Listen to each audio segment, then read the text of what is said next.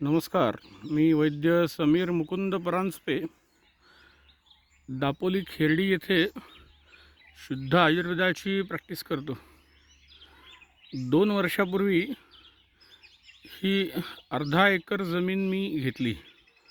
घरालगत होती आणि या जमिनीमध्ये काही आंबे लावायचे, काजू लावायचे असं काहीतरी विचार केला आणि म्हटलं सर्वजण ते करतात, आपण वैद्य म्हणून काहीतरी निराळं केलं पाहिजे.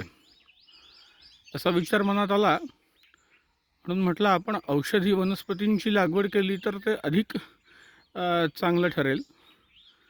म्हणून मी चंदन लावावं असा विचार केला आणि चंदन लावताना त्याच्यामध्ये सुद्धा अनेक अडचणी काय काय असतात त्या ध्यानात आल्यावर मी तो विचार बदलला आणि त्याच्या समकक्ष किंवा त्याहूनही अधिक जास्त चांगलं उत्पन्न देणारी अशी औषधी वनस्पती जी म्हणजे अगरवूड, ज्याला आपण ऊद असं म्हणतो, या उदाच्या वनस्पतीची लागवड मी केली.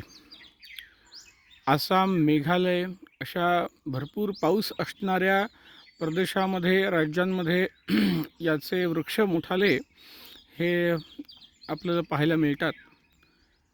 एवढा पाऊस कोकणामध्ये पडत नाही, पण किमान 4-5 महिने नक्की पडतो.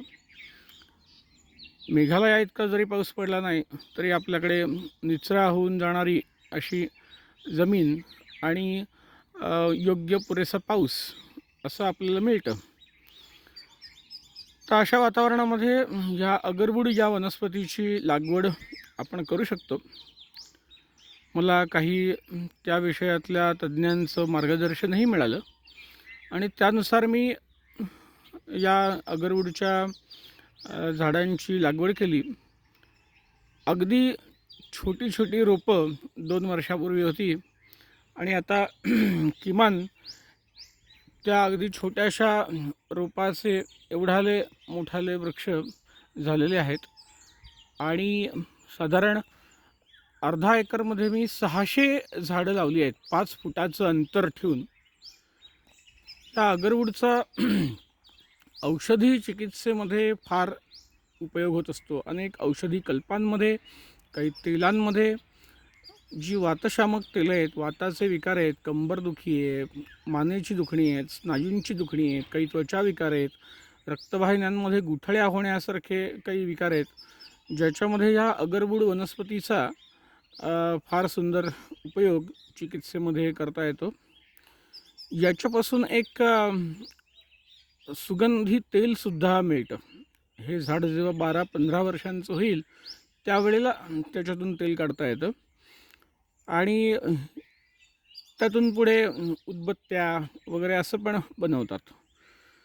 तर हे उदाचं झाड हे साधारण 25-30 फूट एवढं उंच वाढू शकतं आणि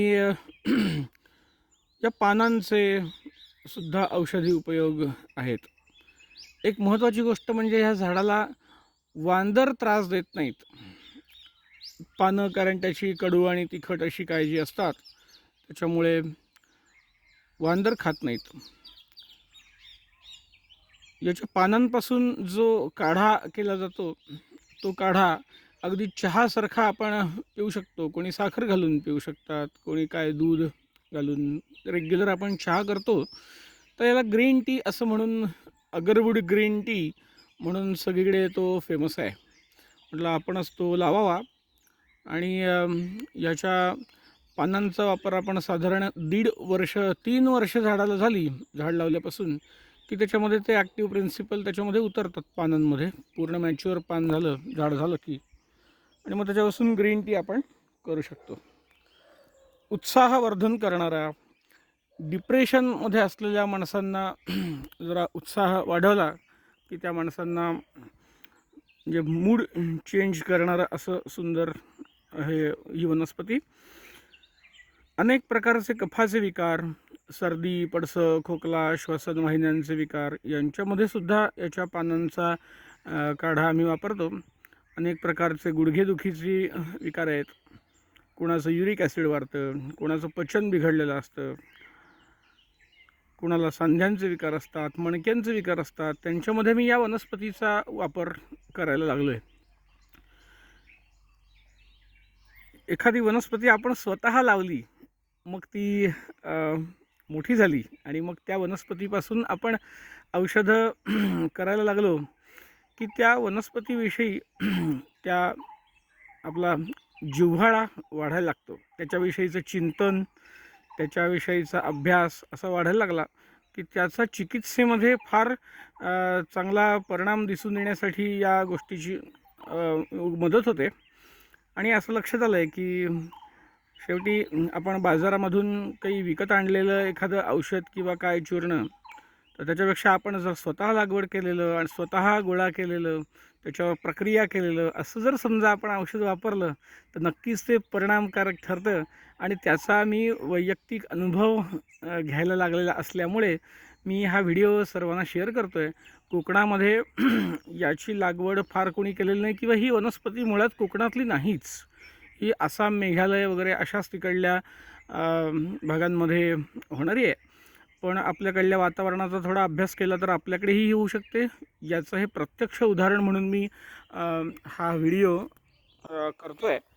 आता याच्यामध्ये अनेक विविध औषधी गुणधर्म लक्षात घेता चिकित्सेमध्ये हा वापर झालाच, पण याच्या ज्या सुगंधी तेलांचा, तैलारकांचा म्हणून जो वापर आहे तो सर्वश्रुत आहे. आपण उदबत्ती हा शब्द किंवा अगरबत्ती हा शब्द वापरतो, तो इतका रूढ आहे की तो अगर म्हणजे हे झाड किंवा ऊद म्हणजे हे झाड, हे अनेकांना माहिती नसतं की अगर हा शब्द नेमका काय आहे. तर तो समजण्यासाठी आणि त्याची माहिती देण्यासाठी म्हणून मी या व्हिडिओमध्ये चित्रीकरण करतो आहे. आणि सर्वांना माहिती व्हावी या प्रकारच्या अशा वनस्पतींची लागवड ही किफायतशीर आहे. शेतकऱ्यांना तिचा लागवडीनंतर फार चांगला आर्थिकही लाभ होऊ शकतो आणि याच्यामध्ये आंतरपिकंही घेता येऊ शकतात. मी काही वनस्पती जसं की तुळस आहे, ब्राह्मी आहे, त्याच्यानंतर अनंतमूळ आहे, अशा काही वनस्पतींचा मुद्दाम लागवड, कंटकारी, बृहती, दुर्वा यांची लागवड याच्यामध्ये मी केली. अजूनसुद्धा काही अनेक वनस्पतींची लागवड याच्यामध्ये करता येऊ शकते. याच्यामध्ये मी बावचीचं सुद्धा उत्पादन घेतलेलं आहे, मोहरीचं उत्पादन घेतलेलं आहे. आणि सगळ्यात गंमत म्हणजे ह्या झाडांमध्ये मी जे पावसाळ्यामध्ये पाणी वाहून जातं ते जाऊ नये म्हणून असे खड्डे केले होते आणि ह्या खड्ड्यांमध्ये पाणी साचून राहिलं. सगळं आम्ही जिरवलं आणि पाणी वाहू दिलं नाही, जमिनीत जिरून ते जाऊ दिलं. त्यामुळे अर्ध्या एकरामधलं पाणी डायरेक्ट वाहून न जाता ते जिरण्याची प्रक्रिया होऊन मग आम्ही त्या पाण्याचं नियोजन केलं. आणि त्याचा फायदा आम्हाला असा झाला की यंदाच्या वर्षी आम्हाला फार पाणी द्यावं लागलं नाही या झाडांना.